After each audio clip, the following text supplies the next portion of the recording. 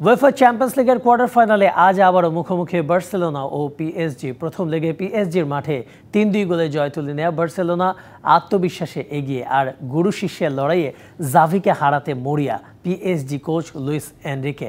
অপর কোয়ার্টার ফাইনালে Borussia Dortmund আতিথ্য দেবে আতলেতিকো মাদ্রিদকে। দুটি ম্যাচই শুরু হবে রাত ১টায়। এই তো কদিন আগে দৃশ্য, চ্যাম্পিয়ন্স লিগের কোয়ার্টার ফাইনালের প্রথম লেগের ম্যাচে একে অপরকে দেখে আপ্লুত হয়েছিলেন লুইস এনরিকে ও জাভি হার্নান্দেজ। একজন বার্সেলোনার সাবেক কোচ, আরেকজন বর্তমান। ইউরোপ সেরা লড়াইয়ে একে অপরের পথের কাঁটা, কিন্তু তা ভুলিয়ে দিতে পারেনি দুজনের কাতালোনিয়ান শেকড়কে।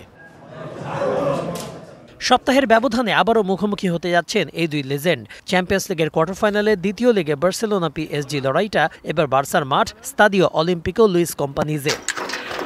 কোয়ার্টার ফাইনালের প্রথম লেগে গত সপ্তাহে পিএসজির মাঠ থেকে ৩-২ গোলে জিতে এসেছে বার্সেলোনা। চ্যাম্পিয়ন্স লিগে গত ৪ বছরে প্রথমবার নকআউট পর্বে জয়ের স্বাদ পেয়েছে বার্সা। সব প্রতিযোগিতা মিলিয়ে টানা ৬ ম্যাচ জেতা দলটির আত্মবিশ্বাস এখন তুঙ্গে।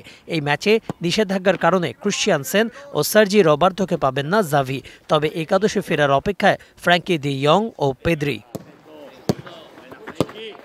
প্রথম লেগে বার্সার কাছে হারের বদলা নিতে মরিয়া পিএসজির বড় ভরসা কিলিয়ান এমবাপে। চ্যাম্পিয়ন্স লিগের শেষ ১১ অ্যাওয়ে ম্যাচে ১৩ গোল করেছেন এই ফরাসি তারকা।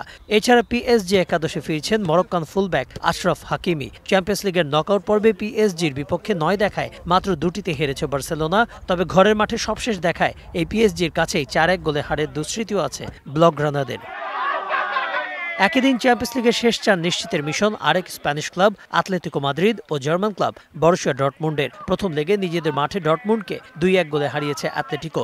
এবার প্রতিপক্ষের মাঠে কঠিন পরীক্ষা সিমিওনে শিষ্যদের। সবশেষ লিগ ম্যাচে বিশ্রামের পর আবারও আতলেতিকো একাদশে ফিরতে পারেন মেমফিস ডিপায়, মারিও হেরমোসো ও থমাস লেমার। আর ডর্টমুন্ড একাদশে ফিরতে পারেন ডনিল মালেন, যদিও নিষেধাজ্ঞার কারণে এই ম্যাচে পাওয়া যাবে না করিম আদেইয়েমিকে। কনক মাহমুদ, ডিবিসি নিউজ ডেস্ক।